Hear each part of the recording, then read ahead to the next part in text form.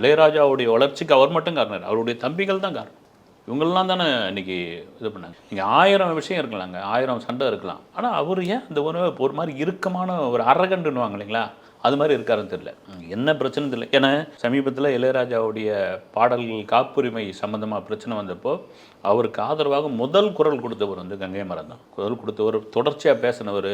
எப்படி நீங்கள் வந்து எங்கள் அண்ணனை தாண்டி இளையராஜா பாடல்கள் நீங்கள் எப்படி பயன்படுத்தலாம், அவருக்கு தான் அது சொந்தம் அப்படின்னு ஆணித்தரமாக அவர் வந்து நின்னார். ஆனால் நீங்கள் அதெல்லாம் விட்டுட்டு இப்போ பிரேம்ஜி ஆகட்டும், வெங்கட் பிரபு ஆகட்டும், யுவன் சங்கர் ராஜா எல்லாம் ஒன்றா வளர்ந்தவங்க தான். நீங்கள் அவங்க பங்காளிகளுக்குள்ள 1000 பிரிவினைகள் இருந்தாலும் வந்து நீங்கள் வெங்கட் பிரபுலாம் பார்த்தீங்கன்னா பேட்டி எப்படி கொடுப்பாருன்னா ராஜா அப்பா அப்படின்னு வரும்.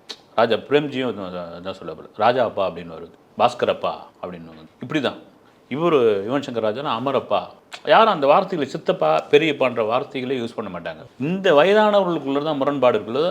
அந்த தலைமுறைக்குள்ளே அவ்வளோ ஒற்றுமை இருக்குது.